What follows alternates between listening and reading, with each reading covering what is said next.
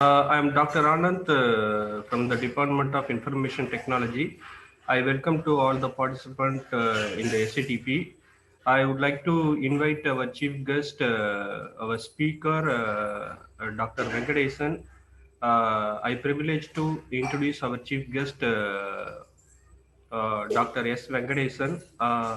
He works as a associate professor in the Department of Information Technology, Triple IT Allahabad. He has completed a PhD in Anna University in the area of mobile agent security and MTech in Bharat Institute of Higher Education and Research University, Chennai, and BTech Computer Science and Engineering in Manapula Vinayagar Engineering College, Pondicherry University, and also uh, he has good experience knowledge in various research activity in the area of blockchain and artificial intelligence. He given lot of invited talks in the IIT and IIIT and different institution uh, uh, in the all over India. He has a research interest in mobile agent security and blockchain and cryptography, applied cryptography and cloud computing and social network privacy. Once again, I welcome our speaker, Dr. S. Venkatesan, and also I welcome all the participants in this session. I over to session, Dr. Venkatesan. Thank you, sir.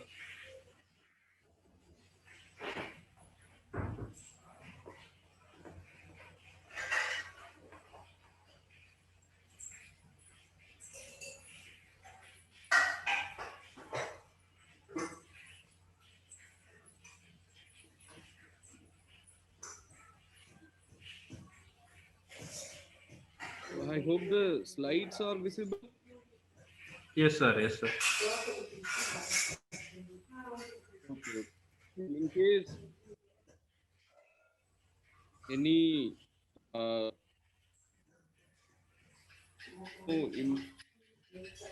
don't the chat box have the full screen of the slide only. So, good morning to everyone, and it's my privilege to interact with you all. So, especially to who was in touch with me from the beginning. Thank you very much, sir. So today my topic is the blockchain, which goes global.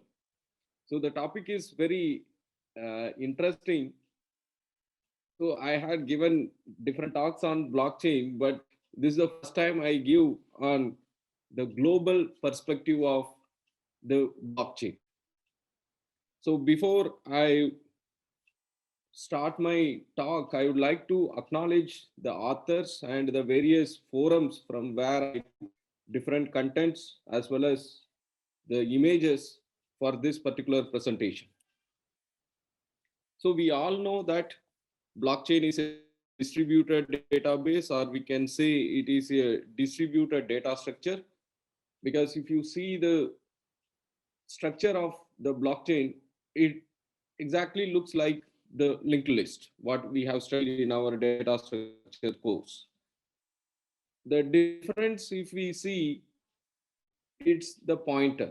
In case of linked list, we'll be having the integer pointer or character pointer with respect to C. Otherwise, we have object to link two nodes.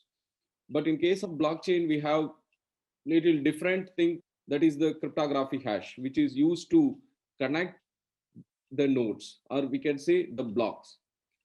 So each and every participant, whoever is going to actively participate in the blockchain activities, will have the exact copy of the blockchain, and there will be a deviation, the deviation with respect to the time.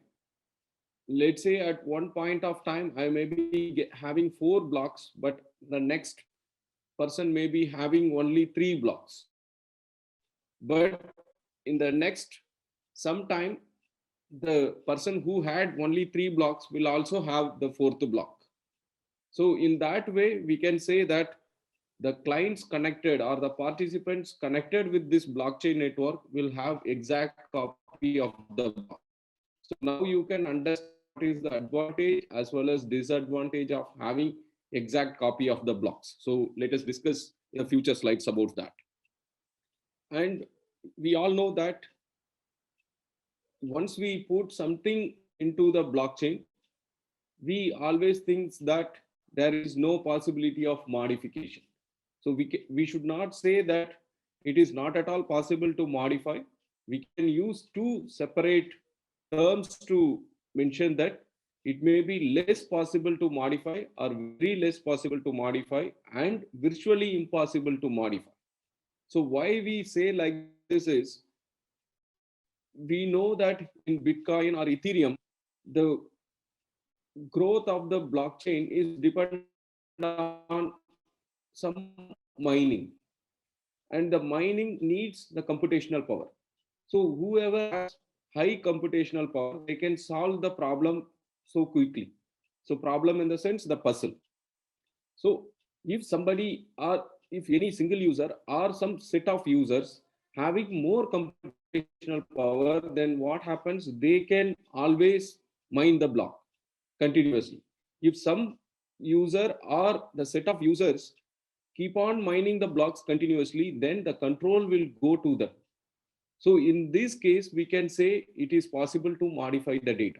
So modification means we are not going to update the blocks which is already having the data. So we'll be creating the attacker will be creating an alternate block where that will take part in the main chain, because we know, right, that the proof of work algorithm is the probabilistic consensus protocol, and the block whatever is mined is not confirmed as part of the main chain till the next set of blocks are mined on top of it. So the one or the set of users, whoever is having more computational power or computational capacity, can have or control the blockchain. That's why we say it is not, instead of not possible, we say very less possible or virtually impossible.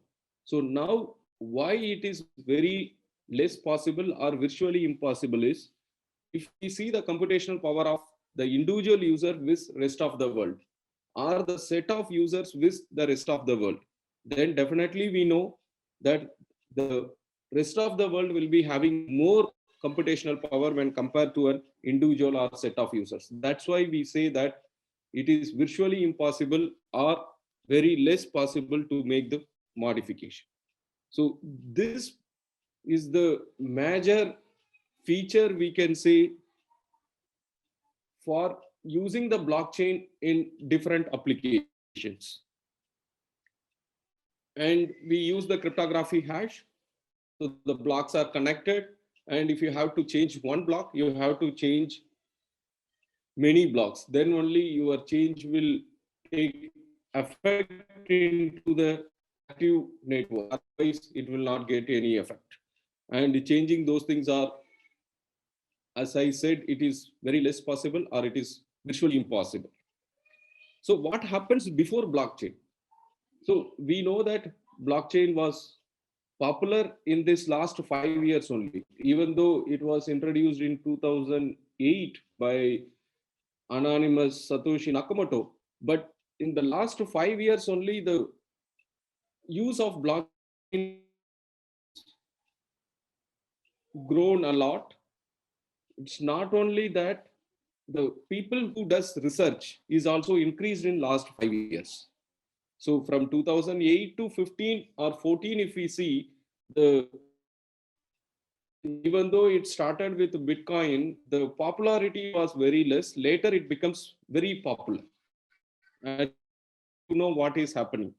So one simple example, I will let you know, it's from my own experience. When I start to work on blockchain in 2015 or in the mid of 16, I was searching for what is blockchain for 1 month. I could not get the data. So maybe my search was not proper, but I used blockchain in Google and I was trying to search it, but I could not get. After 1 month only, I come to know, yes, there is a concept of Bitcoin. and it uses the blockchain technology. But now you see, once you type BL, automatically the COK chain comes. Even when I was studying, that was two different words, block and chain. Now it becomes the single word, which is the blockchain. So it was from 2008. What was there before? So we cannot say that the blockchain is completely new concept from 2008. If we see the Wikipedia, the history of blockchain, in 1980 itself, I think David Chaum in his thesis, he has discussed about some of the concepts related to blockchain. Later in 1991, Stewart and Scott, again they discussed about the concepts of blockchain for the timestamp, that they don't want somebody to modify the timestamp. Later, along with Haber in 1996, they have used the Merkle tree concept into it. So like this, it was grown, but when it was used in 2008 or introduced in 2008 along with Bitcoin, it gets more popular. And also, I cannot say that anonymous Satoshi Nakamoto has completely taken somebody's concept. So he has made the concept by bringing various computer science technology and build this blockchain. But we cannot say that in 2008 only the root was created. So that's why I was referring this Wikipedia history. So what happened before that? Let's say before 2018, what was there? So before blockchain was introduced, world was efficient, but was not taking advantage of the decentralized network. So which means people never talks about, let's say, the decentralized concept. We always use the centralized concept. So that is before blockchain and after blockchain. Okay, or during the time of blockchain. It's only the centralized and decentralized. At the time, having a centralized authority was necessary to run operations smoothly. Without them, it's not possible. So we know that even now, there are cases where we are dependent on authority is not there, then or it is not functional. It will happen, we don't do any act. So in most of cases, we have witnessed that due to failure in some place or the server, it stopped. We have to wait till the get cleared. So you might have witnessed in different cases. And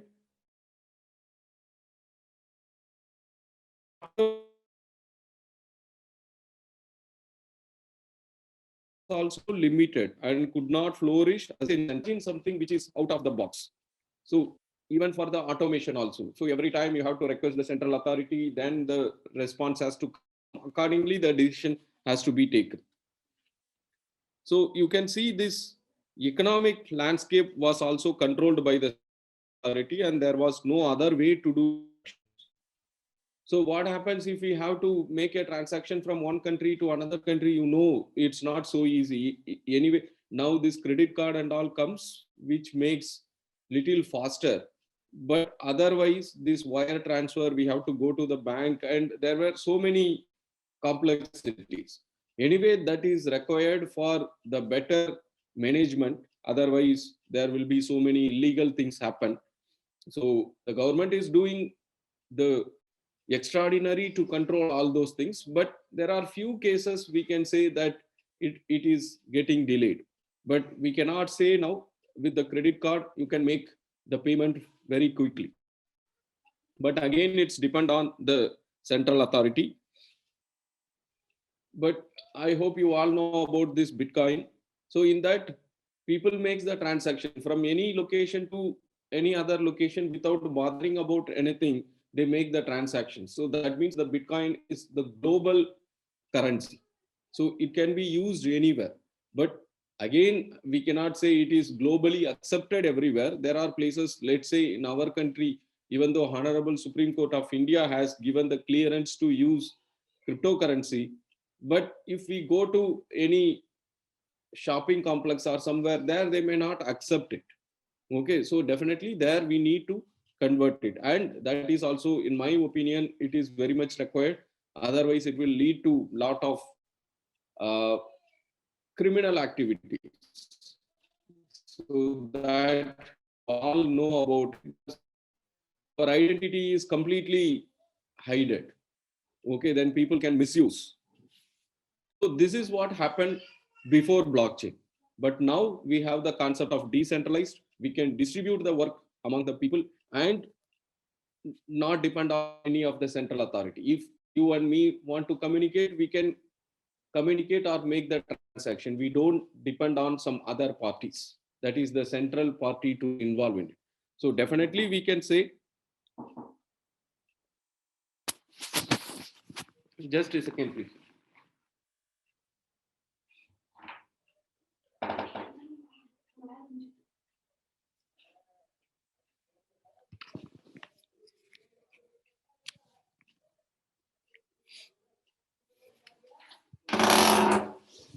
Charge it.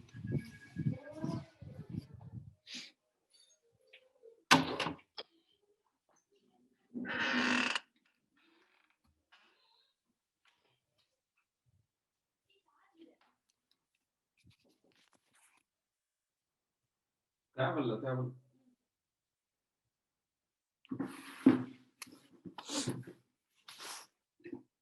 So sorry that I was having some interruption here. So now we have the blockchain, we have this decentralized concept. So without depend on any central party, we can make the transaction as per our need. So the features, as we have seen that blockchain gives the decentralization, it is not only the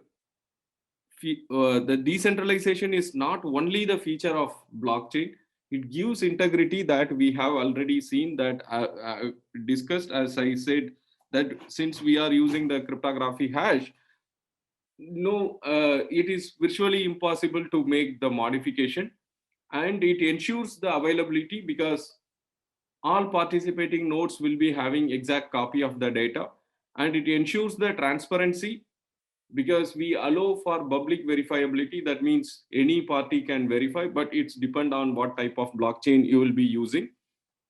So it can be verified.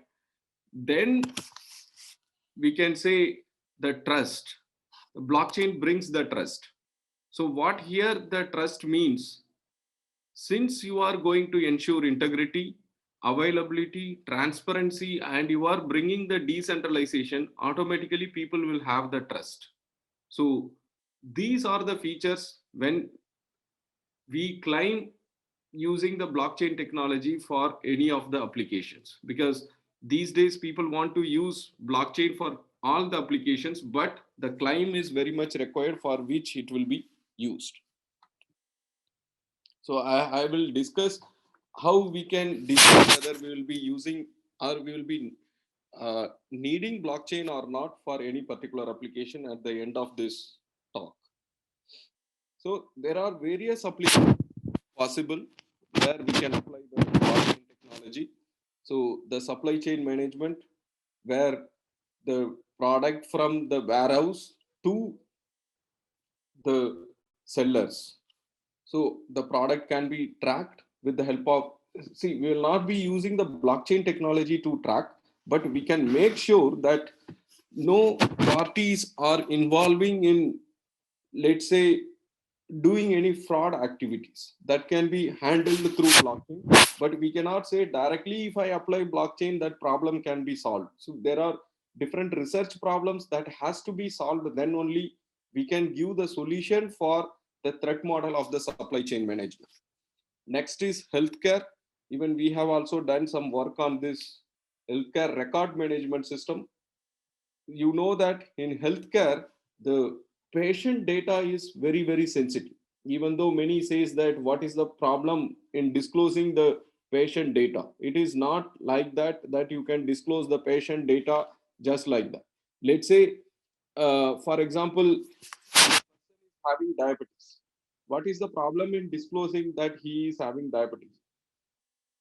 even though people says that I don't have any problem in disclosing the diabetes, let's say that, will he be ready to disclose that before marriage? So in that case, he will be thinking whether we can say yes or no.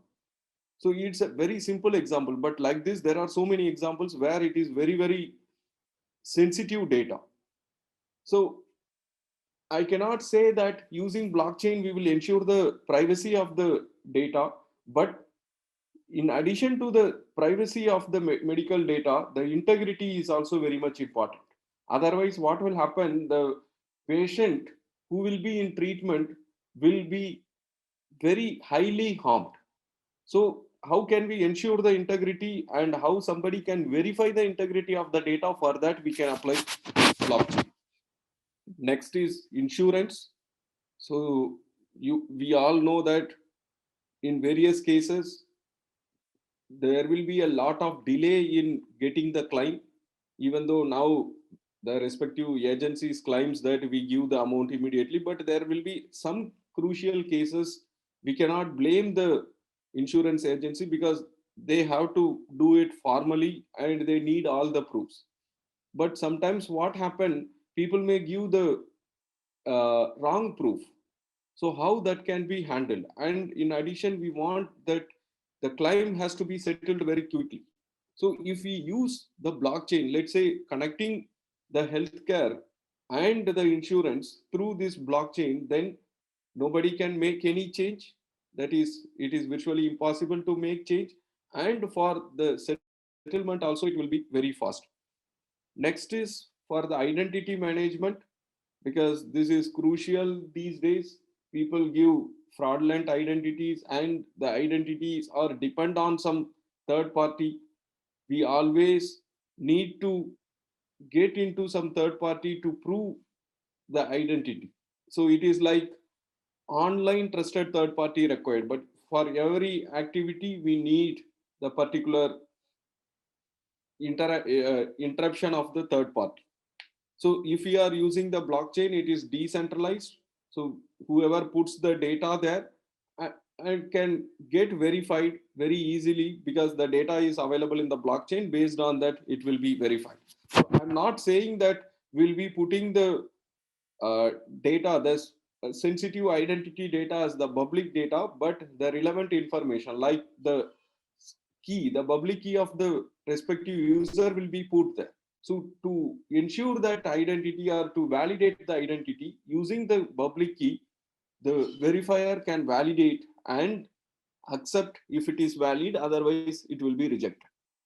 So for that case also, the blockchain can be used. Next is the land record management system. We know that different cases we see that the same land is owned by more than one users, okay, or the owners. So how we can control this also can be controlled by blockchain, because once you put the data, it is very less possible to modify. And if somebody modifies, and if we write set of rules, then it will create the conflict. So they cannot make any additional owner for that particular land. Then, as we all know, the cryptocurrency, which is very popular, the Bitcoin and the Ethereum, is already going on using the blockchain technology. Next is the original content creation. What the original content creation here is, let's say I have some document. It is like filing the patent. Okay, even you know that these days we have archive. Okay, why this archive people are preferring is, once they write some paper, that is the research material, they try to put in archive. The reason is they want to register first.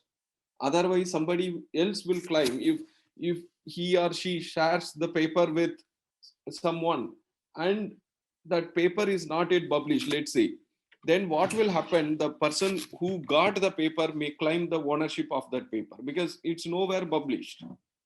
That means whoever goes first, they will get the clearance as the owner. That's common for all. Even in blockchain also the same thing. Whoever goes first, they will be the owner. So that's why what people do is, whenever they write some research article, and if it is in some shape, they put it in archive. Later they go for publication in some of the forums. So here, and even if I cannot say that once we put in archive, then they can claim the ownership. What may happen is somebody else may put the same content in their own website and they also claim, yes, I also put here. So then there will be a conflict. So how we can overcome this? Okay, so let's say we are going to use blockchain, which is in across the globe or within the country, or let's say, so in that case what happens, whoever creates the content, they have to put in the blockchain. So not the content, maybe the hash of the content has to be put in the blockchain. So then what happens when the next person comes and put later, he can also put, but he cannot claim the ownership. The reason is there is a person who is already put and that data is with everyone, and we are completely dependent on the blockchain application. The decision will be taken from that. But yes, the problem is that whoever goes first, they will be the owner. If I have the data and I was not aware of this blockchain application, and in that case I don't put in blockchain, but I was discussing with my friends, let's say, if my friend go and put in blockchain, then he will become the owner and I will not be the owner. So that problem will be there even if we use the blockchain. So like this, there are different applications possible using the blockchain technology, but we have to make sure that only blockchain technology will solve the purpose. Otherwise, there is no point in using the blockchain technology. The very important question is, what can stop its growth? So as I was stating here, that we can use blockchain technology for any application, but as I said, we have to give the proper justification why we want to use blockchain technology. That means, is it possible to, let's say, solve the problem without using blockchain technology? So we are going to use blockchain technology to address some problem in that application. When we are going to claim that we want to use blockchain technology, it is very much necessary to give the justification that the blockchain technology is one best solution to solve that problem, not other technology. Otherwise, people will definitely ask, why not we go for this particular technology? Why we have to go for only this blockchain technology? So why such kind of question will come is because of these reasons. So that is, what can stop its growth? So we have the blockchain technology and it is popularly used, but what can stop its growth? Because that the blocks will be keep on growing in the blockchain technology, and whenever the block stops growing, we can say the application is dead. That means the application is not functional. Why we say like that? The blocks are going to commit the transaction. So whatever transactions are put in the network, that will be considered as confirmed once it will take part in the block. If there is no block created, then the transactions will not be take part in the block and there is no confirmation of transaction. If there is no confirmation of transactions, the transactions are not having any meaning. And if there is no transaction happening, that is the meaningful transaction, that which means it gets confirmed into the block, then no actions are going to happen in that particular application. So if no action, then we can say the application is dead. Okay, so the block has to be keep on growing. And the blocks, whatever we are having, that blocks has to be stored on a machine. Whoever is going to participate, it's according to the type of node. We talk about the light node and full node. The full node stores the complete block. In case of light node, it stores only the header. So then what happens when the blocks are keep on growing, the requirement of storage increases. So when the requirement of storage increases, then what is going to happen. At one point of time, the device may not be in position to handle the new blocks. Okay, so this is the first problem. Second is the computational complexity. So you know the proof of work concept, or let's say the proof of stake concept, where we have to solve a puzzle, the miner have to solve a puzzle. And what the puzzle is, you find an input which will be given to a function which is random and the deterministic function, and the output should be less than the target. Okay, this is the puzzle. So to solve this puzzle, you don't have any, we say that, shortcut to solve it.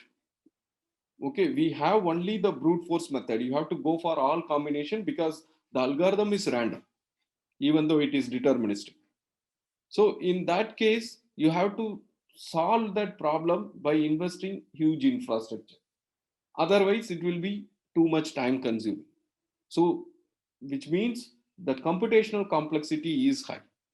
So these two things, the storage and the computational complexity, may stop the growth of the blockchain. But the next solution they brought is the permissioned blockchain. So what this means is we have this huge computational complexity. And let's say in cryptocurrency, there is no problem. The money is involved. And you know, for every mining, there is a reward given to the miners. And also the transaction fee will be given to them. So that encourages the miner to mine the blocks. Let's say you are going for some other application. Let's say health record management system. There is no money involved in it. Then how we can ensure that the miners will actively participate in mining? Because so you know this world, right? If I get some benefit, then only I can do some work. It's like the business world. Otherwise, why should I invest too much infrastructure? So there is some way required to encourage those miners or to bring the blockchain into such application. Without such problems, it should work. So when the blockchain was introduced in 2008 by anonymous Satoshi Nakamoto, he has not made anything like different types. He has introduced the blockchain. Later, by looking at the advantage of blockchain or the features of blockchain, people thought of to bring different variants. So they divide or they categorize into two types. One is public and another is permission. So whatever the blockchain that was introduced by anonymous Satoshi Nakamoto, that was called as the public blockchain or the permissionless blockchain. So what this public or permissionless blockchain means, any party is allowed to take part in the particular application. There is no verification required. Okay, if you want to take part, yes, you can take part. Let's say in Bitcoin, whoever want to take part, they can take part. Like in Ethereum also, whoever wish to take part, they can take part. But only thing is they should have some minimum cryptocurrency to take part in the network. Okay, so there is no restriction.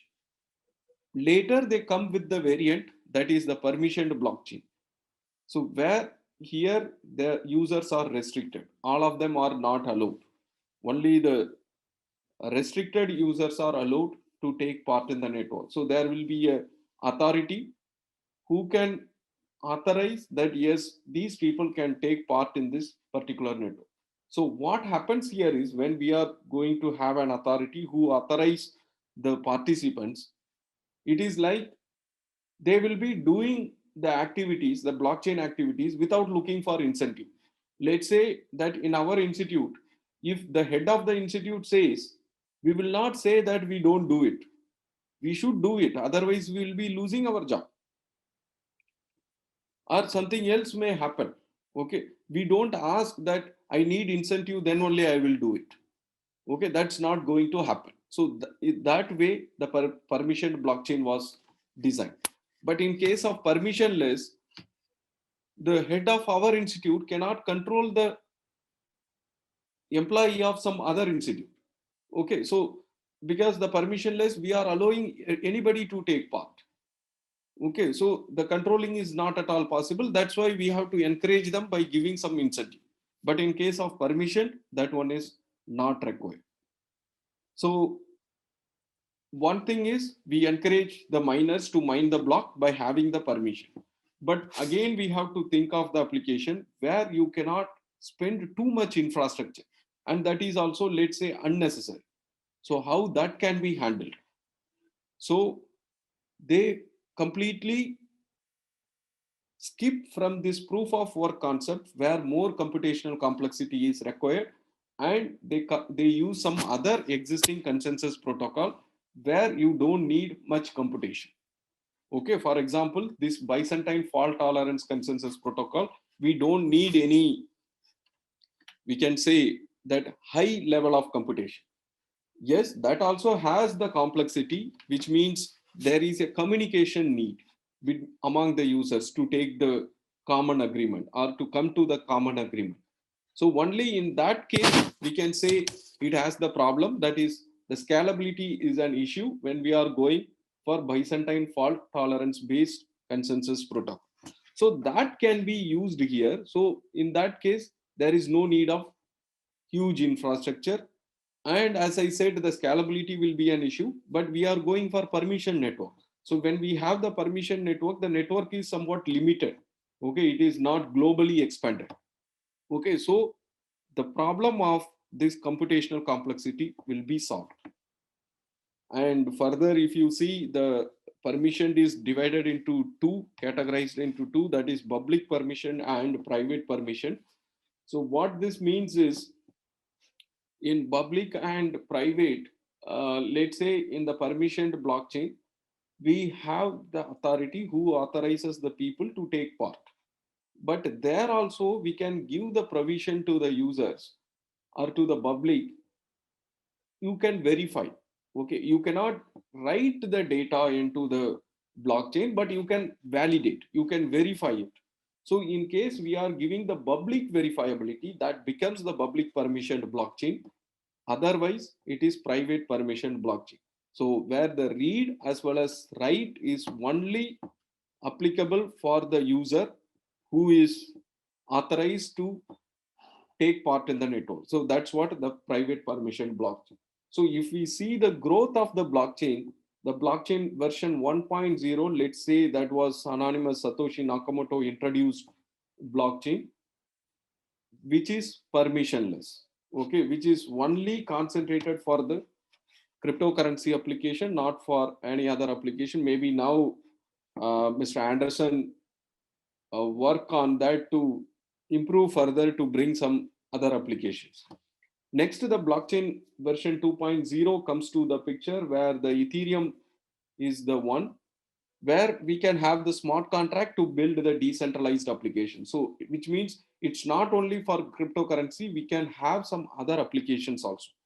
So, however, if we see the base is cryptocurrency, on top of it, we can build the decentralized applications. So later, the blockchain 3.0, where the Hyperledger Fabric comes, which is completely for decentralized application. We don't depend on any of the cryptocurrency. So next, people talks about version 4.0, where the industrial things comes and the artificial intelligence plays the role in it. So the first problem, the second problem, computational complexity will be solved, but the storage remains same because we have to keep the storage.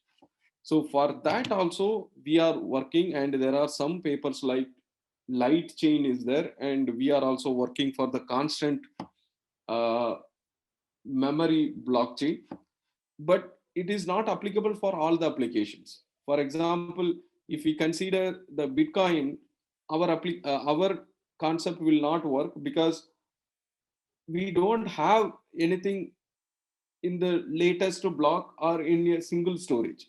So in Bitcoin, if we see, the transactions are available in different blocks and it works based on those transactions. There is no account balance. You know that already.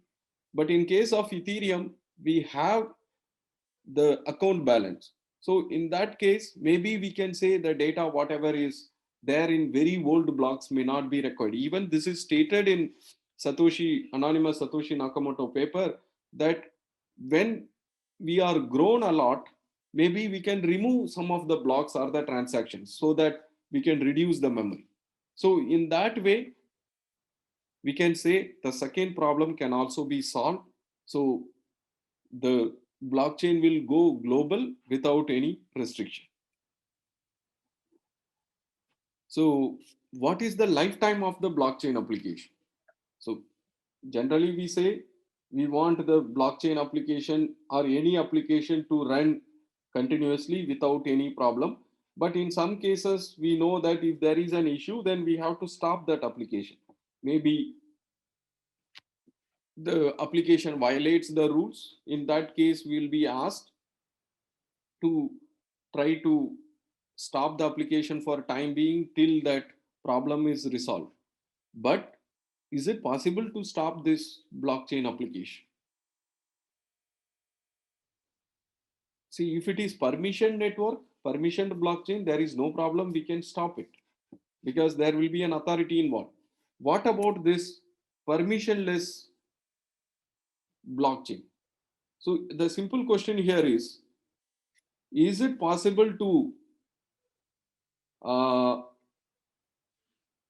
let us say, stop this Bitcoin application? So that's what my question is.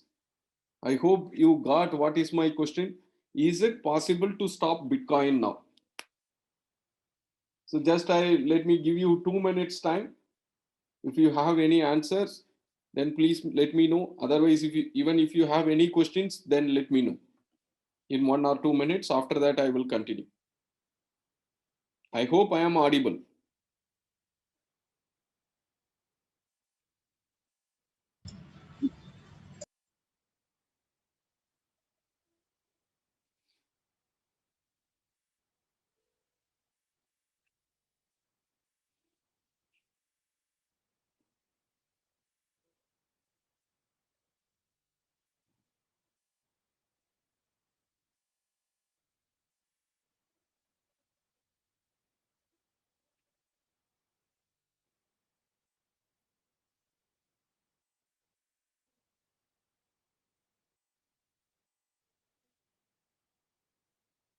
So I have seen some message. My voice is interrupting. So you are able to hear me or not properly?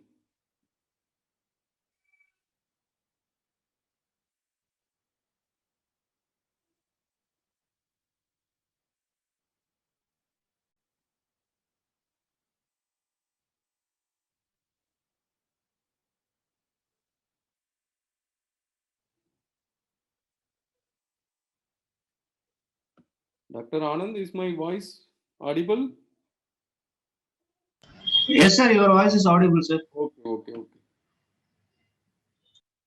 So the answer here is not possible to stop Bitcoin applications, but we can improvise it. Okay. So improvise, that's okay. But the Dr. Saroja, can you little brief that why it is not possible to stop Bitcoin application? So it's not only to Dr. Saroja. In general, I am asking everyone.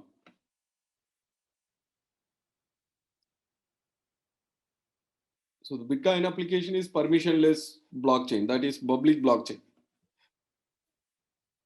So Dr. Saroja clearly said that it's not possible to stop Bitcoin applications now.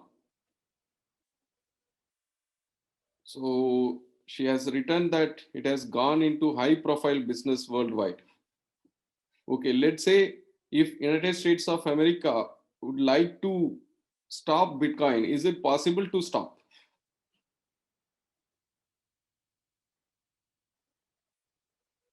It is not, I can say, as stop, kill the application, kill the Bitcoin application.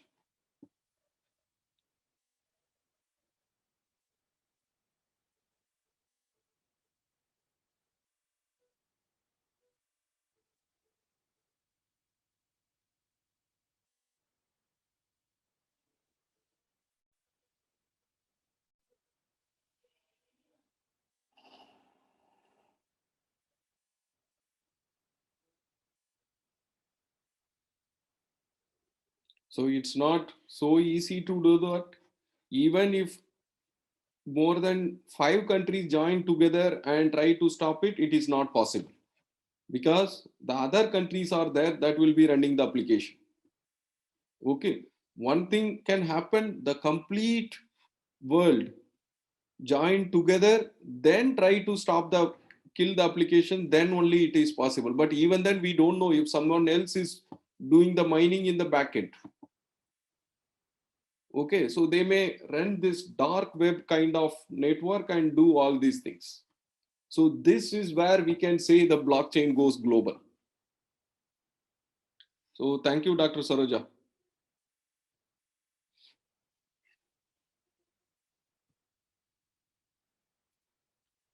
So the underlying technology to connect this blockchain is, we know it's the network. It's on top of the computer networks. And similarly, we have various applications. Let's say we have this World Wide Web and the file transfer we have. Okay. So we can say the blockchain is also one of the applications on top of the network, like World Wide Web or file transfer or whatever the concept is. But what happens when it comes into this World Wide Web or the file transfer? It is like the centralized. Okay, it is like one-to-n connection. So there will be always an web service or web servers. From there, the clients will try to access the data. But here, the blockchain is little different. It is decentralized. And IoT, this Internet of Things, is also the applications of, or we can say the application of the computer network, which will be running on top of the network. But what is the difference between this World Wide Web or the file transfer and this IoT is that IoT makes everything automatic. Okay, it says that the involvement of human is reduced a lot. Okay, that's what the advantage of IoT when compared to these things. And where the blockchain plays the role, it will bring the decentralization.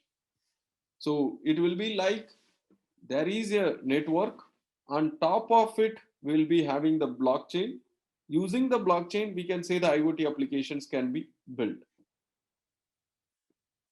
Rather, we can say one more thing also, on top of the network, two things are built. One is IoT and another one is the blockchain, and both are connected. And there is a country called Estonia. There they use KSI is a blockchain technology.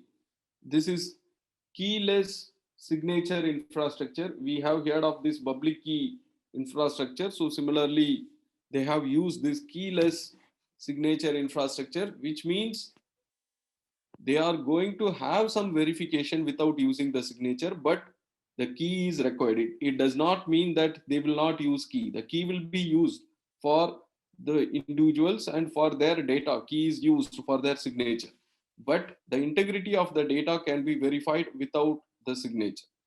So what they do is they form a tree. I hope you might have heard about this Merkle tree. Definitely you have heard, because this particular program is for AI as well as the blockchain. So what happens in the Merkle tree, or we can say the hash tree,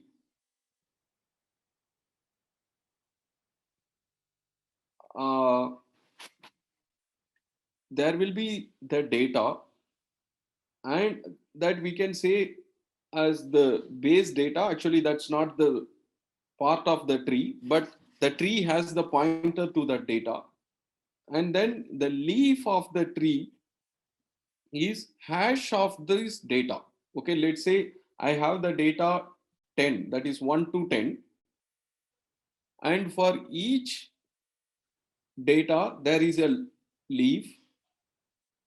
So leaf 1 will have the pointer to this first data, that is hash of the first data. Leaf 2 is the hash of the second data. Third one, like that, the 10th leaf will be having the hash of the 10th data.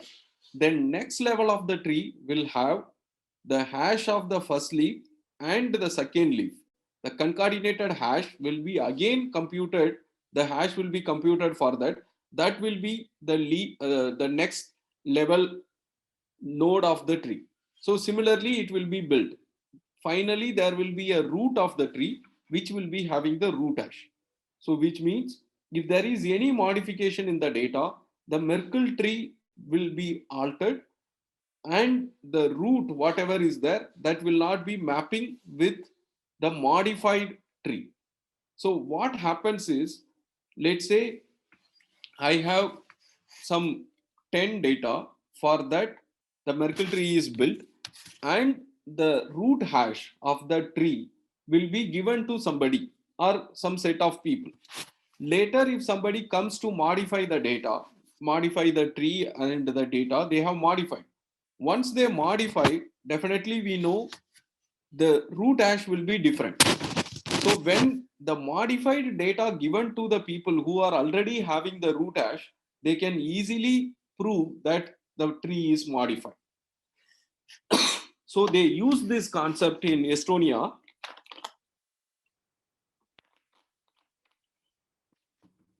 That whatever events or any file movements happen in the government, for that the hash is computed, and the root hash they publish in the newspaper. It may be the physical newspaper or it may be the electronic media. They are printing there and they are publishing there. So what happens, that root hash goes to every citizen of the country. Later, if somebody makes any change in the data, then it will be easily identified and they will be sued in the court.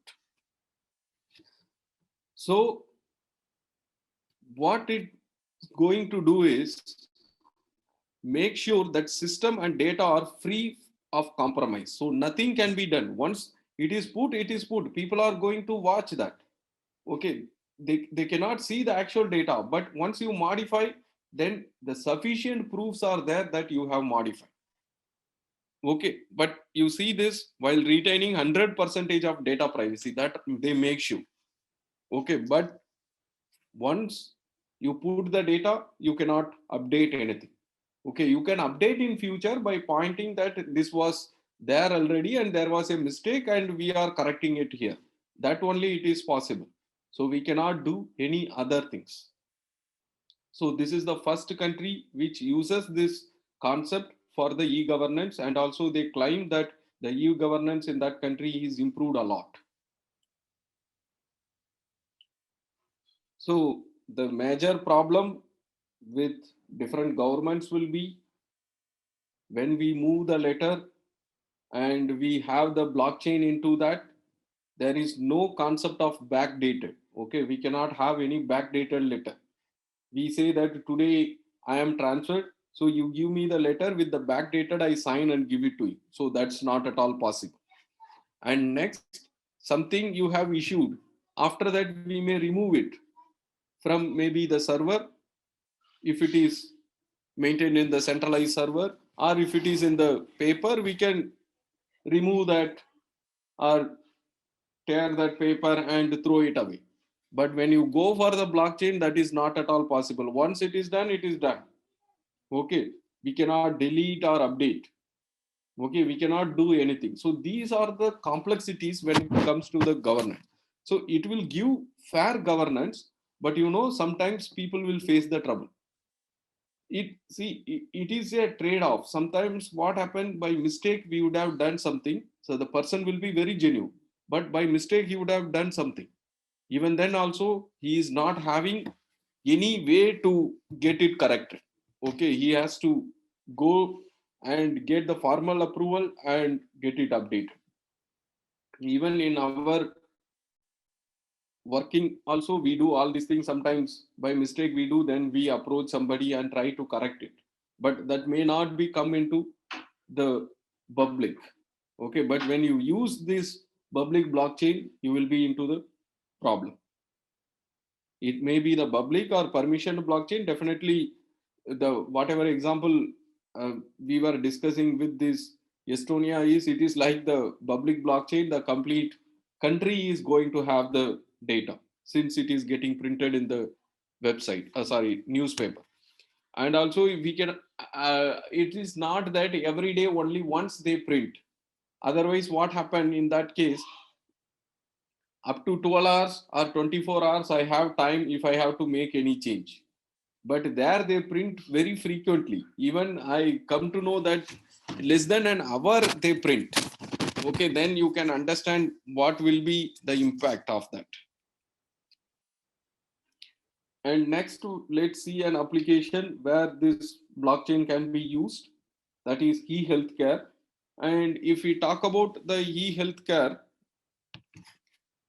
there is always the threat possible, because the application we are going to consider is the record management system. So if we are having the record, there is always the threat possible. The threat may be from the insider or outsider. So insider means the administration people can do anything. It is like the one who is having the privilege to work with the data will perform some malicious activity. And the outsider means the one who is not having the privilege, but try to compromise and try to manipulate the data. Okay, so there are two types of threat agents.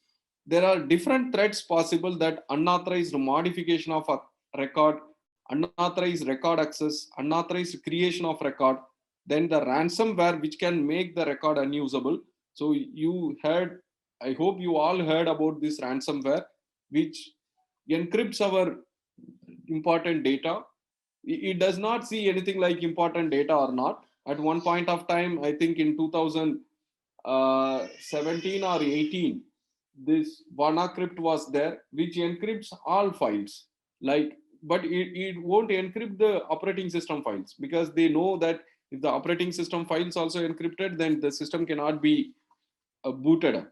So they encrypt, like for example, this PDF files and MS Office files, and they ask some money for that to give the key. That is the ransom they ask to give the key. And there was one case witnessed in the month of October in Germany with respect to e-health. There was a lady taken to the hospital through an ambulance from her home to the residence, sorry, to the hospital. And the software which is controlling the or showing the route to that particular ambulance was attacked by the ransomware. So the ambulance was rerouted to some other place. By meantime, the lady died. So that was the first death they have witnessed because of this ransomware attack. And next thing, this malicious hospital administrator, which can make the record unusable, and because of creating the conflict between the record and metadata. So here we ensure the integrity of the data by having the hash, that is the metadata of the record in the blockchain, so that we ensure that nobody modifies the data. If we see these things, let's take first unauthorized modification of record. So if we use the blockchain technology, if somebody modifies the data, that modification will happen only in their system. It will not be affected everywhere. And also, let's say we have only one copy, but metadata in the blockchain, if somebody modifies, then that will be detected. Okay. And next thing, unauthorized record access. Here we cannot say directly blockchain will control. We need some additional mechanism to control that. Maybe again the cryptography techniques. Unauthorized creation of record, yes, again we can say using the cryptography record, this can be controlled. And the ransomware, again this can be solved using the blockchain technology. If one system is compromised, we have the alternate. So from there we can verify the validity of the data. But the other things like malicious hospital administrator who creates the record which is incorrect, that cannot be controlled by the blockchain. So if you see out of these threats, one or two, or we can say multiple threats can be addressed by the blockchain directly, but other threats cannot be addressed by the blockchain. So we need to bring out some additional concept and build the application. So now what happened, even though it is the applied blockchain technology, you are solving some other research problems.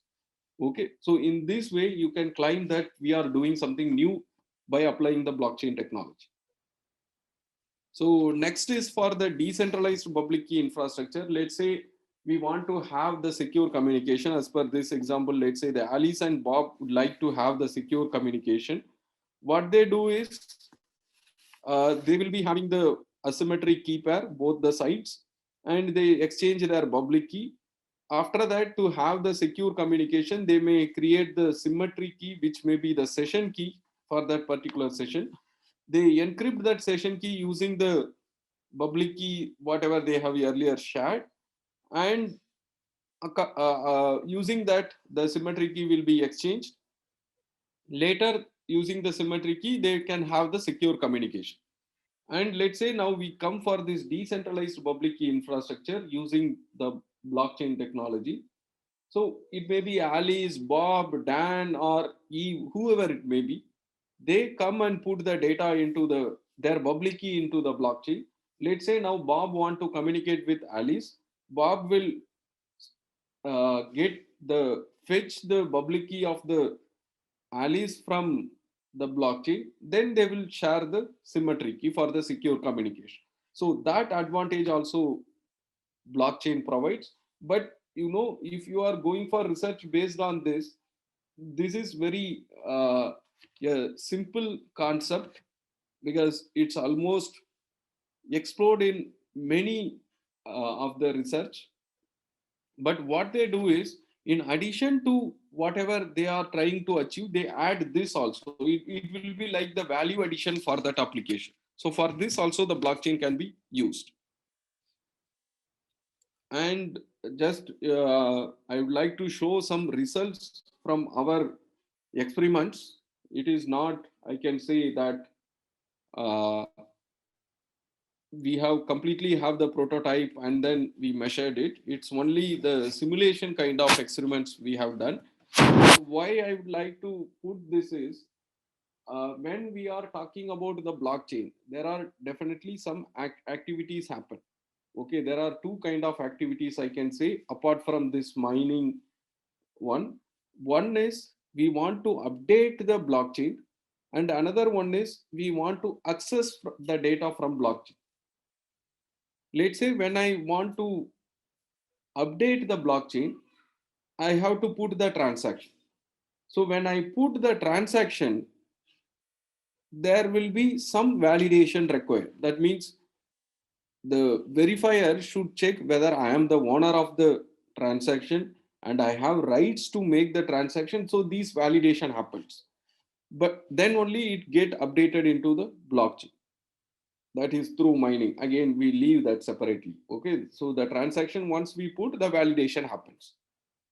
Next is accessing the data, which fetch the data from the blockchain. That's it. It does not do any validation kind of thing. So there are two activities.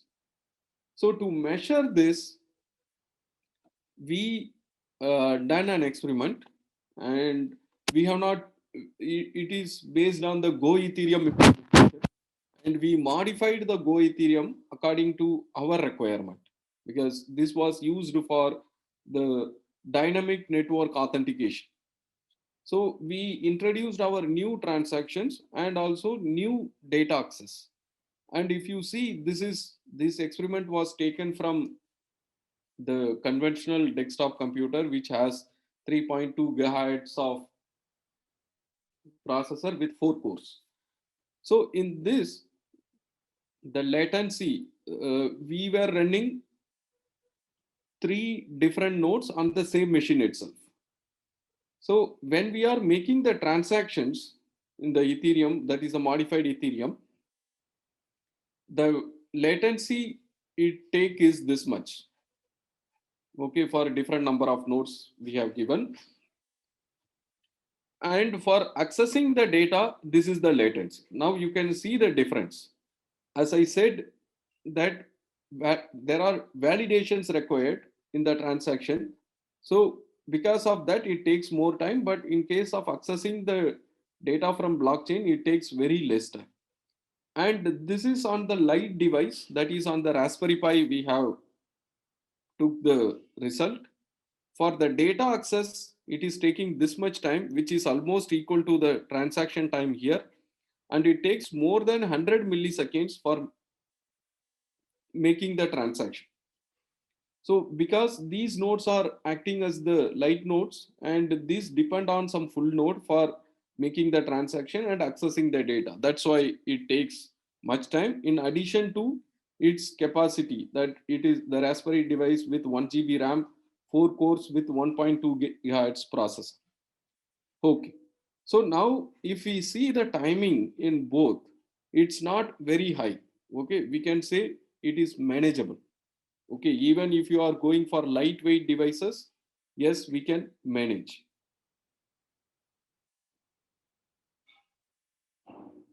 So, Dr. Saroja, I will come back to this.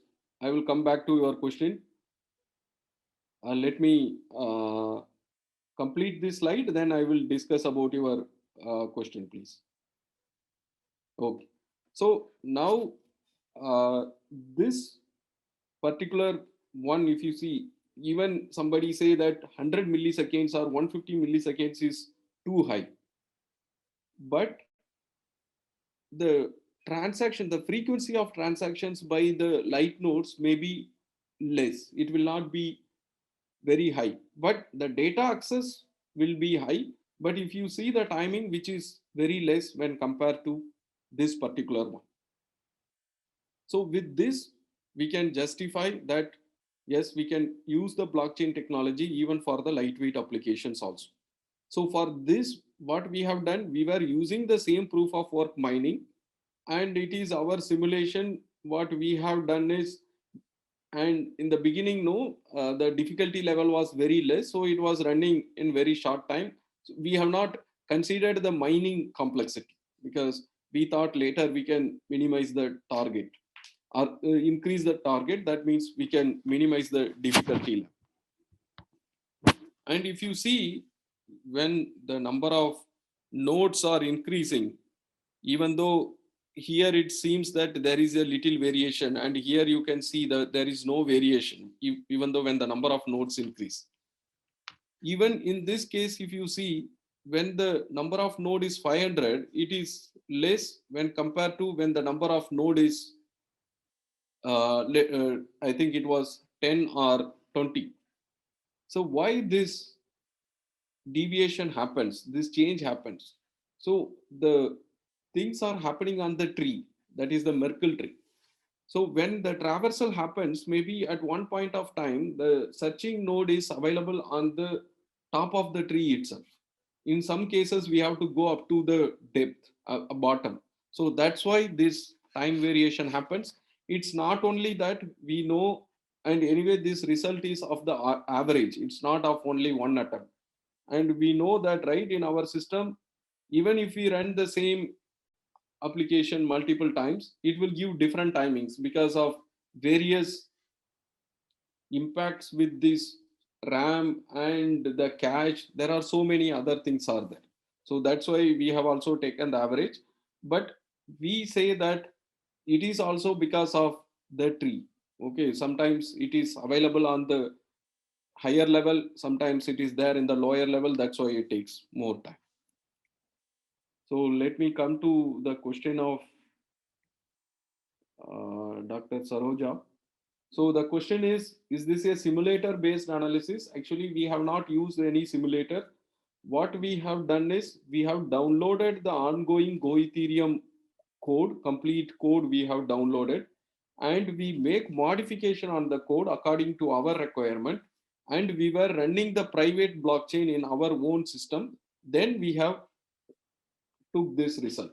Okay, there is a function which is available to measure the time also. Using that, we have measured all these things. So it is like we have modified the code up to, I can say, 5%. So whatever the Go Ethereum is available, in that 5% modification we have done according to our requirement, and we have measured this.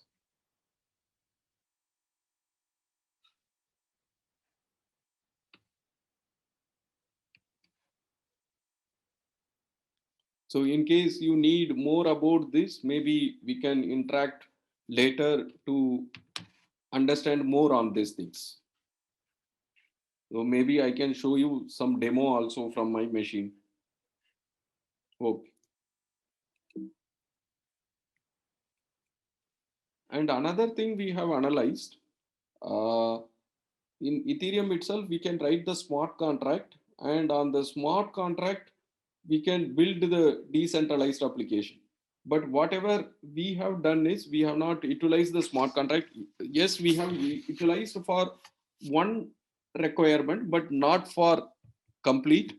So we were working completely on the core Ethereum, not on the smart contract.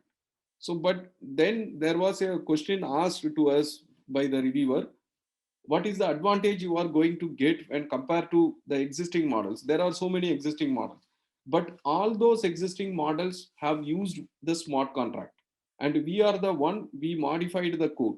But now there are people working on the code itself, and they are trying to make change in the code. So when we have measured the difference of working with core as well as on the smart contract, if you see here, the access, again, if you see this particular picture, this is for accessing the health record hash from the blockchain. The setup is similar to whatever I was discussing in the previous slide, and this is for the transaction. Now when we come to this smart contract and directly working on the core Ethereum implementation, that is the base implementation, you see the process of accessing the data. In case of accessing the data in the core, that takes less than 2 milliseconds.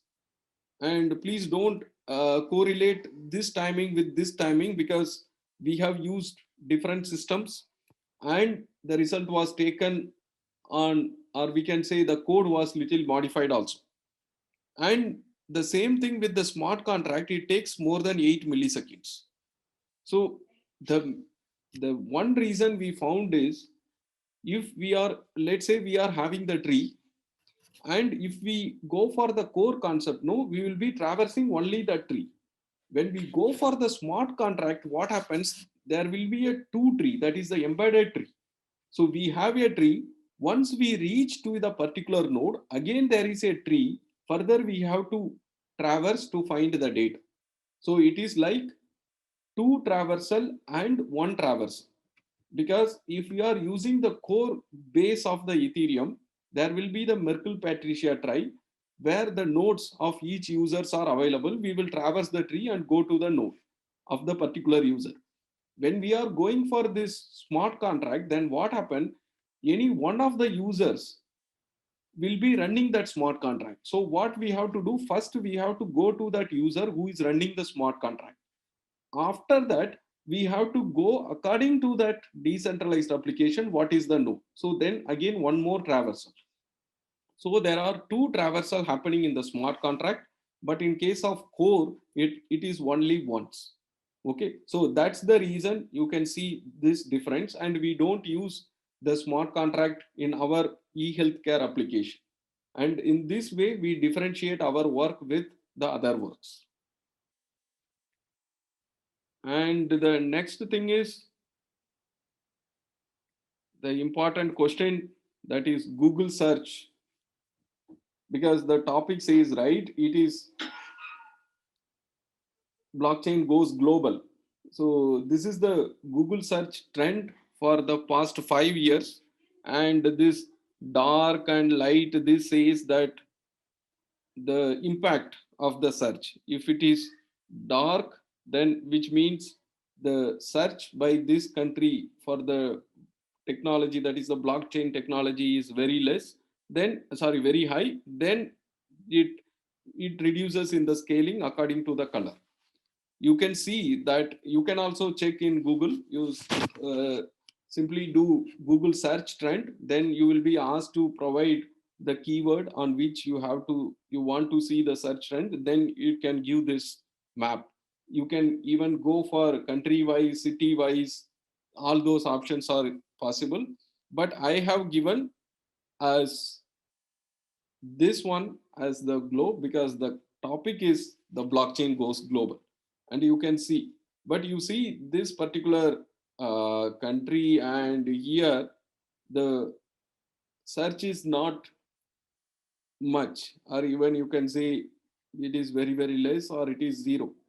So it does not mean, I think this one is Antarctica, it does not mean that they have not done the search. Sometimes what happened, they use some other search tool to find the particular concept. So in that case, this is only based on Google search.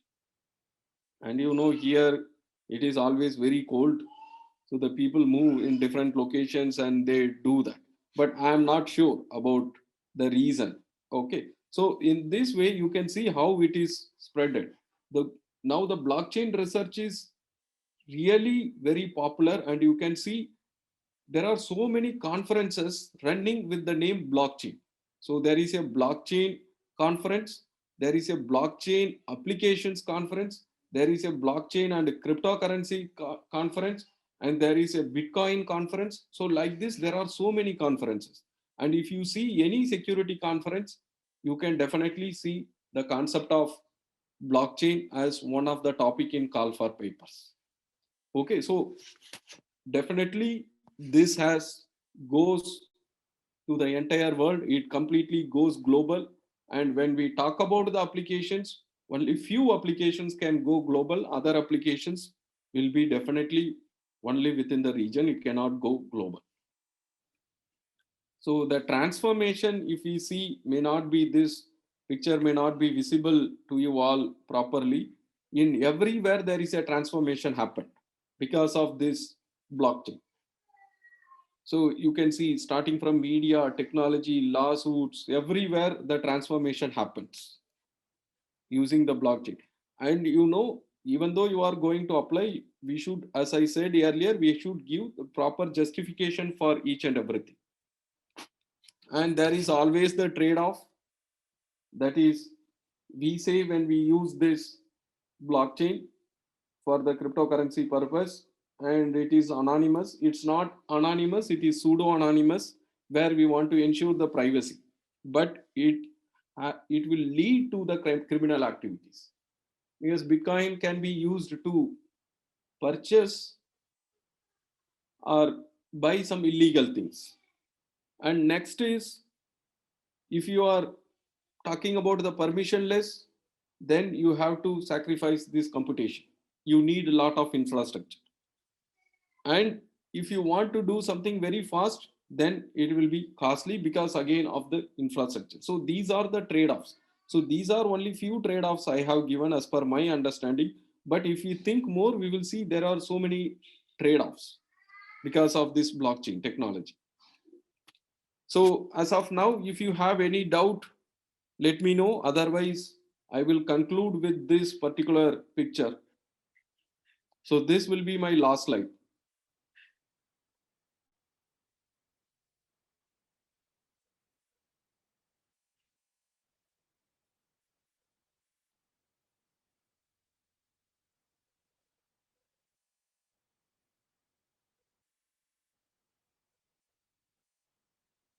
Any of you having questions?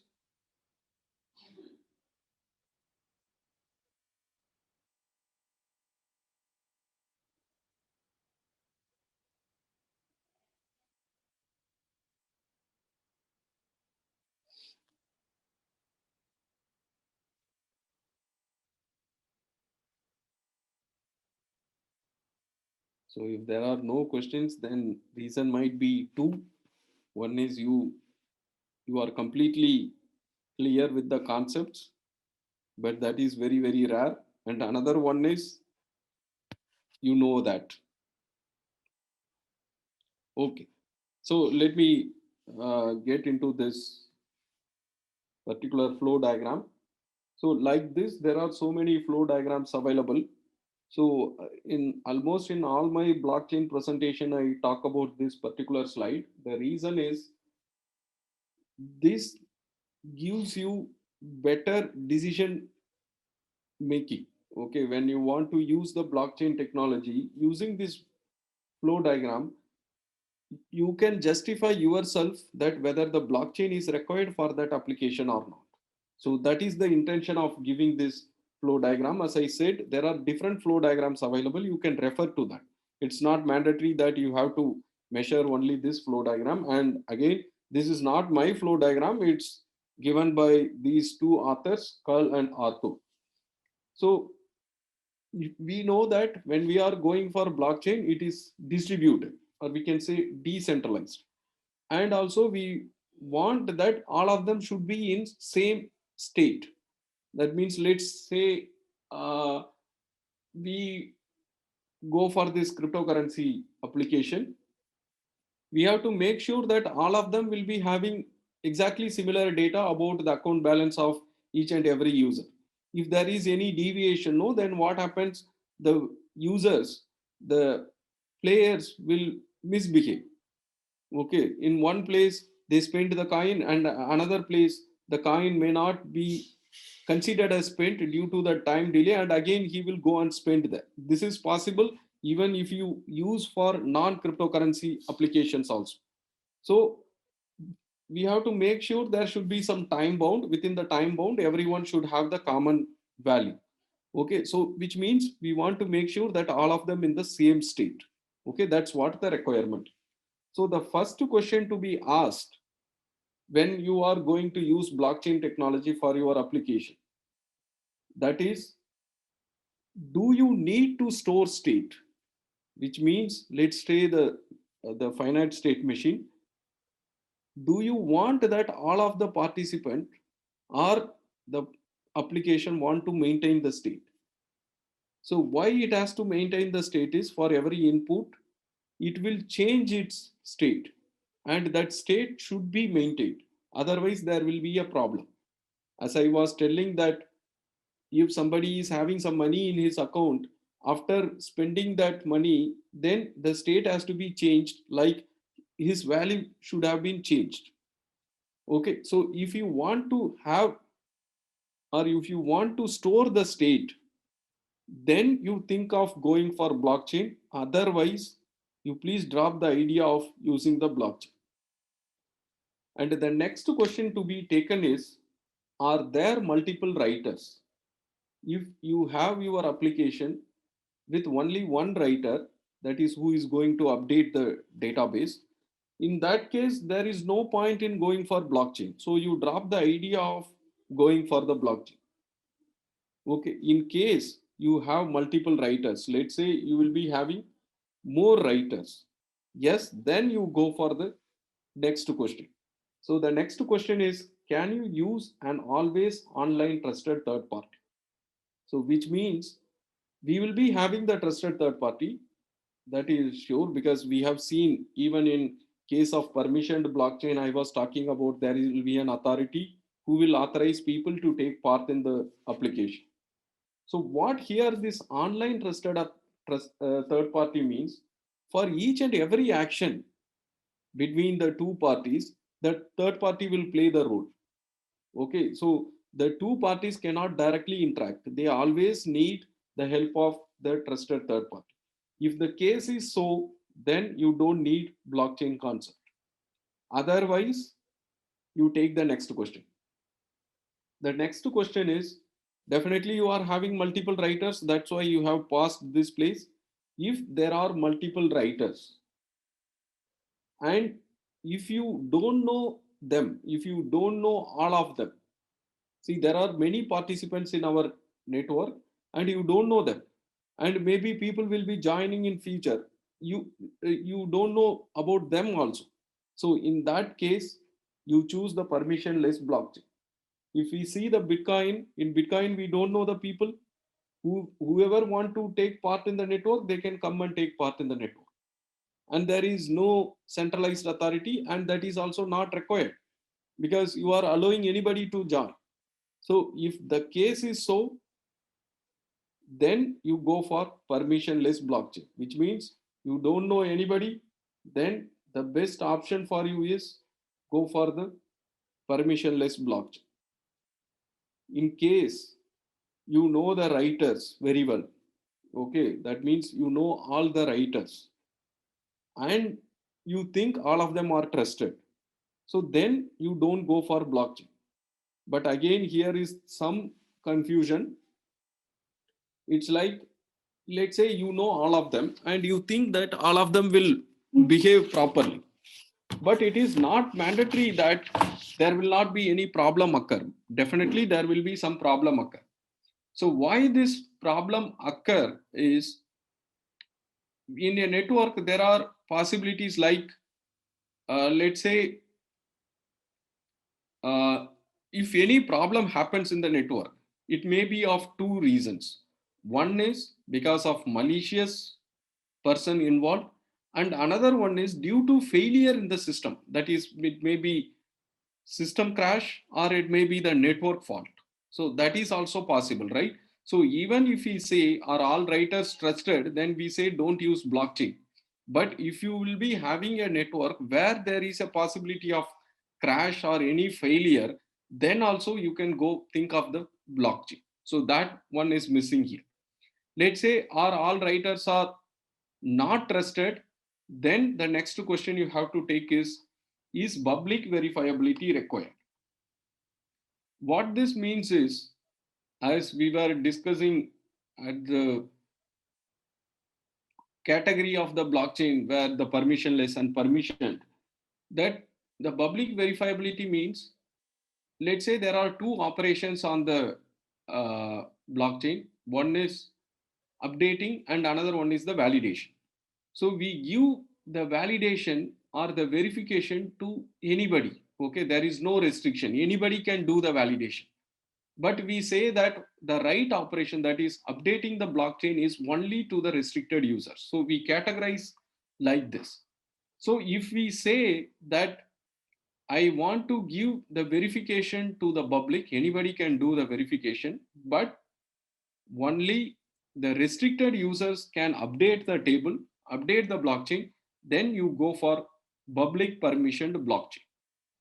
In case you want to restrict writing as well as verification, then you go for the permissioned, private permissioned blockchain. So like this, you can decide what kind of blockchain is required for your application. It's not only that what kind of blockchain you want for your application, you have to see whether the blockchain is required for your application or not. So if you are clear with this flow diagram, then you will be in position to justify to anybody that yes, we need blockchain for this particular application because of so and so reason. So this will give you more clear idea when you are going for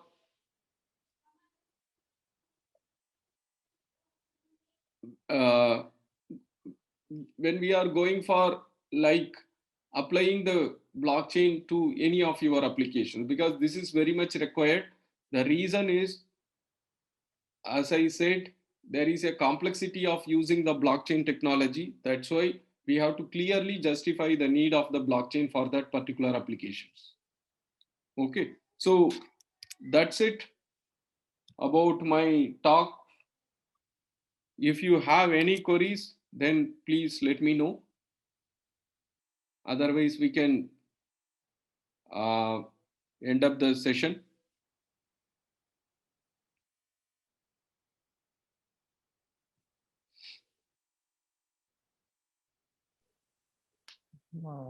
Participants, if you have any queries, you can ask, sir.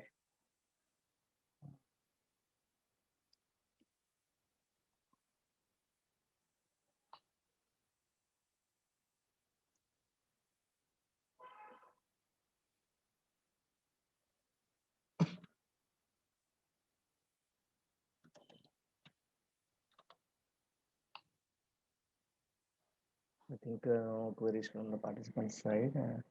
Let me check the chat window also, sir.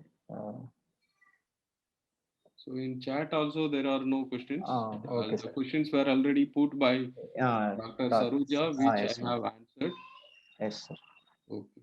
Thank you, sir. Thank you for your wonderful sessions. I hope our participants will enjoy your session, and you will give the deep insight about cybersecurity and the blockchain and and its applications like cryptocurrency, Bitcoin. I think thank you for your wonderful session, sir. Thank you. Thank you. Thank you very much. So now I can leave, right? Yes, sir. Yes, sir. Thank Okay. you. Thank you. Thank you so much.